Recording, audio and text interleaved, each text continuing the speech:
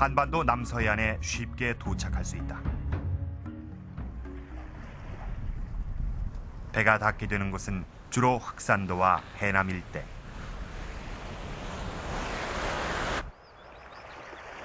지난 83년 해남에서 발견된 청동기 시대의 폐총 유적이 그것을 말해준다.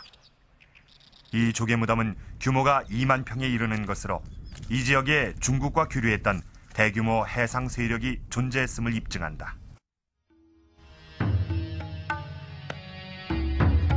군곡리 폐총에서는 중국과의 교류를 알려주는 다양한 유물이 발견됐다.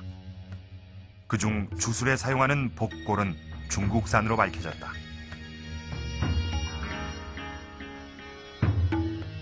또한 중국 신나라의 화폐 화천은 교류의 사실을 확인시켜 주었다.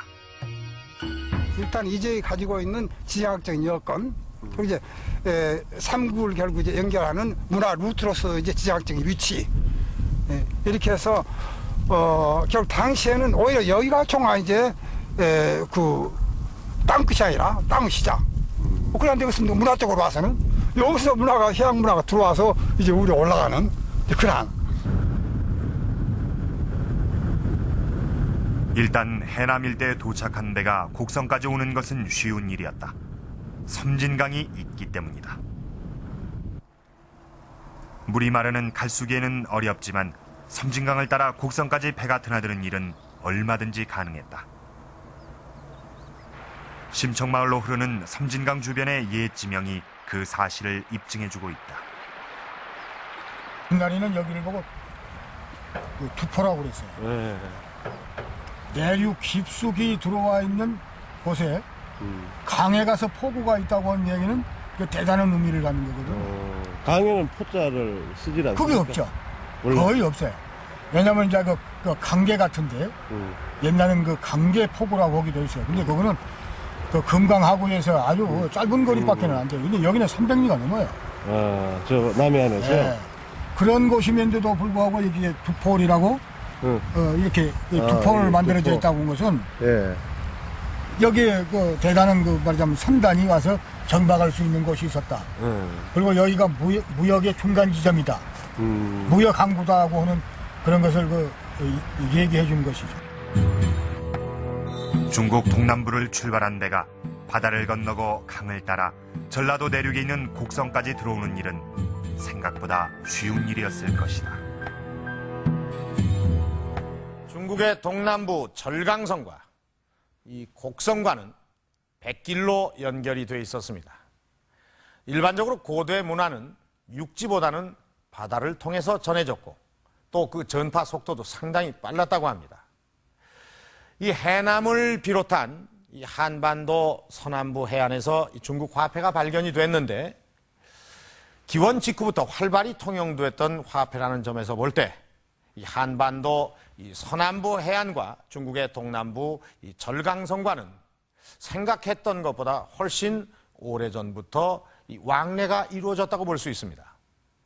그런 점에서 볼 때 이 원홍장 처녀가 살았던 서기 300년경인 1700년 전쯤에 이미 상당한 교류가 있어 왔다고 볼 수가 있는 것입니다. 이러한 국제 교류가 있었기 때문에 홍장 처녀가 중국으로 팔려갔다는 이야기는 얼마든지 가능할 수가 있는 것입니다.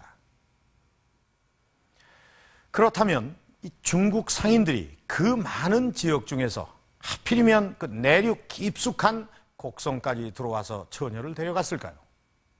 홍장 처녀의 빼어난 미모 때문이었을까요? 중국 상인들이 곡성까지 들어왔던 이유를 알아보겠습니다. 심청마을 주변엔 중국 상인과 관련된 전설이 많다. 마을의 뒷산은 공방산으로 불린다. 옛날 공시성에 중국 상인이 머물렀다고 해서 붙여진 이름이다. 이 주변을 살펴보면은 요 앞에가 그 배정마을이 있습니다. 그래서 배가 옛날에 정박에 있는 곳이고 요 산 너머가 배고지가 있습니다. 그래서 옛날에 배를 이렇게 고리로 매놨다 해서 이 주변에는 옛날에 중국 상인과 이렇게 많이 교역이 있는 그런 곳으로 저는 알고 있습니다. 그래서 옛날부터 구전으로 쭉 그렇게 알고 있고 전설도 그렇게 되어 있습니다. 심청마을에 들어서면 가장 먼저 눈에 띄는 것은 온통 검붉은 담벼락. 담을 쌓아둔 돌은 모두 검거나 붉은 녹빛을 띠고 있다. 그 농물이 흘러내려요. 여기서 쉔옥이 계속 흘러내리거든요. 일절 전부 다 비만 오면 녹물이 흘러내린다는 돌담. 심청마을에 담을 쌓아둔 돌은 모두 철 성분이 다량으로 함유된 것들이다. 나 이거 특이합니다. 이게 뭐 누가 옆으로 뭐 어디다 불가 중국 상인들이 내륙 깊숙한 곳에 있는 곡성까지 온 이유는 바로 철이었다.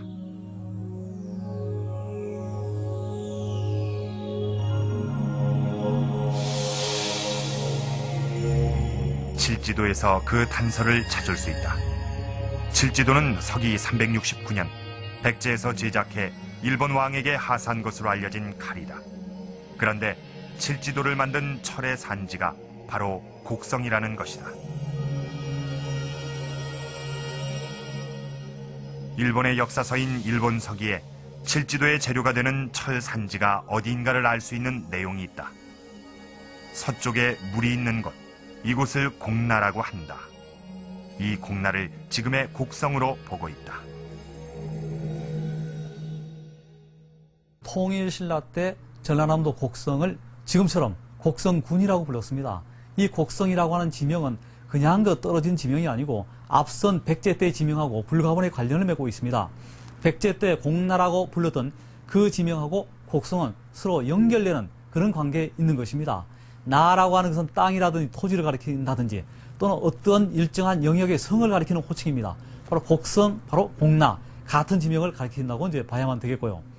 또 하나는 일본 서기에 보면은 곡나철산의 지형을 묘사해 놨는데 서쪽으로 강이 흘러가고 있다고 되어 있습니다. 이것은 곡성 지역의 지리적인 형세하고 대략 부합이 되고 있습니다. 그렇다면 실제로 곡성 일대에 중국 상인들이 찾아와 철을 가져갈 만한 대규모 철광이 존재했을까? 지금도 섬진강 주변엔 노천광산의 흔적들이 흩어져 있다. 바로 이제 여기가 조금 더 근대화된 이제 그 중이죠.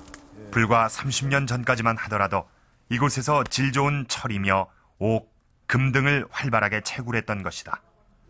일찍부터 질 좋은 철이 났던 만큼 철과 관련된 지명 또한 적지 않다. 살뿌리라고 하는 곳이 있습니다만은 그 살뿌리 바로 그 위에 가서 또 풍고골. 이게 위 근방이 전부가 그렇게 야철지. 말하자면 그 주물을 만들었던 그런 그 곳이라고 하는 게. 아, 이 일대, 네, 그렇죠. 일대 전체가요? 네.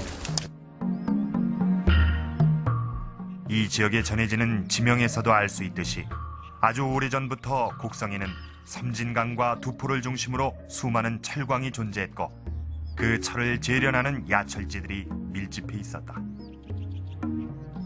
새. 실제로 보셨습니까? 예, 봤지요.